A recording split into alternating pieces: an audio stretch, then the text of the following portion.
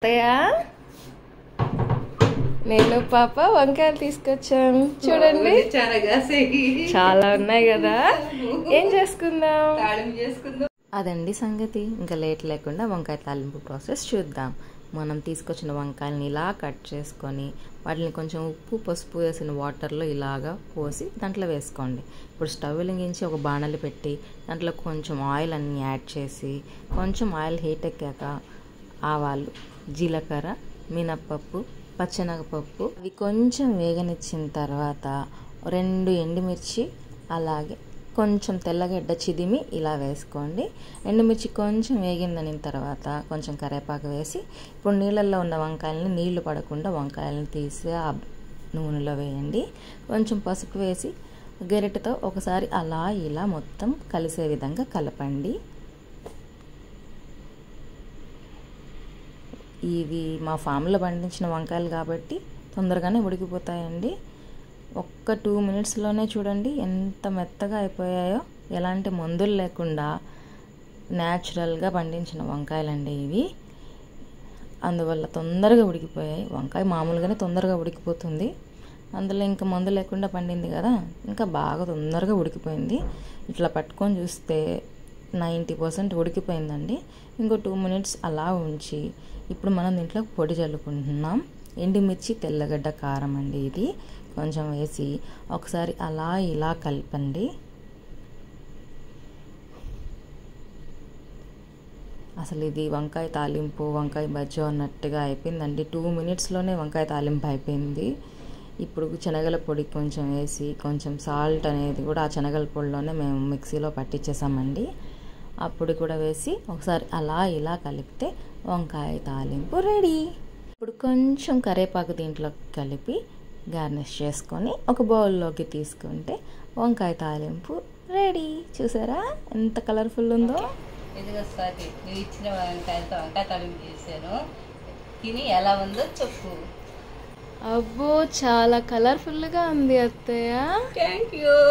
దీంట్లోకి పప్పు కూర అయితే ఇంకా అద్దిరిపోతుంది కదా. అలానా? ఇదిగో. ఏంటి అత్తయ్య? అరే పప్పు కూడా చేసేసారా? అలా అనుకుంటానా లేదా అండి, నా మనసులో మాట ఏదో విన్నట్టు మా అత్తయ్య గారు నవ్వుకుంటూ చేసి పెట్టేస్తారు. ఇప్పుడు మనం ఈ బీరకాయ పప్పు ఎలా తయారు చేయాలో చూద్దాం. బీరకాయ పప్పుకు కావాల్సిన ఇంగ్రీడియంట్స్: ఆనియన్, బీరకాయ, టమాటాలు, పచ్చిమిర్చి, కొంచెం చింతపండు. ఇవన్నీ కట్ చేసి పక్కన పెట్టుకుందాం. అలాగే ముందుగా కొంచెం పెసరపప్పు వేయించి నానబెట్టి పక్కన పెట్టుకోండి. ఇప్పుడు ఒక కుక్కర్లోకి ఈ నానబెట్టిన పప్పుని యాడ్ చేసి కొంచెం పసుపు వేసి ఈ కోసిపెట్టిన ఈ ముక్కలు మొత్తం కూడా ఆ పప్పులోకి వేయండి. బీరకాయ, టమాటా, ఆనియన్, పచ్చిమిర్చి అలాగే కొంచెం చింతపండు ఇవన్నీ కూడా వేసి కొంచెం వాటర్ అనేది వేయండి. ఇక్కడ చూపిస్తున్న విధంగా కొంచెం వాటర్ చాలండి. వేసి కుక్కర్కి మూత పెట్టి స్టవ్ మీద పెట్టి ఒక 3 విజిల్స్ వచ్చేంత వరకు వెయిట్ చేయండి. 3 విజిల్స్ వచ్చాక స్టవ్ ఆఫ్ చేసి కుక్కర్లో ప్రెషర్ అంతా పోయి ఆ ఎయిర్ అంతా వెళ్ళేంత వరకు కూడా పక్కన పెట్టండి. ఇప్పుడు ఒకసారి మళ్ళీ చెక్ చేసుకొని మూత ఓపెన్ చేయండి. ఇలా ముద్దకంతో స్మాష్ చేయండి. మేము ముద్దకం అంటామండి, స్మాషర్ కూడా ఉంటుంది, మీరు దేంతో అయినా చేసుకోండి.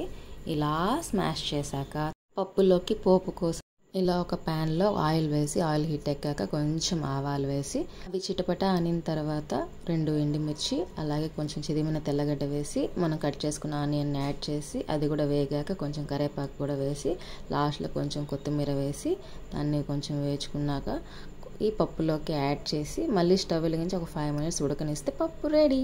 ఇప్పుడు దీన్ని వేడి వేడి అన్నంతో ఆవకాయ కలుపుకొని తింటే ఉంటుంది, అదిరిపోతుందండి టేస్ట్. నేను ఇప్పుడు టేస్ట్ చేసి మా అత్తయ్యకి అయితే టేస్ట్ చెప్పాలని చెప్పి ఫిక్స్ అయ్యాను. వేడి వేడి అన్నం, పప్పులో నెయ్యి, వేడి వేడిగా వంకాయ ఫ్రై, అద్భుతంగా ఉందండి అసలు టేస్ట్.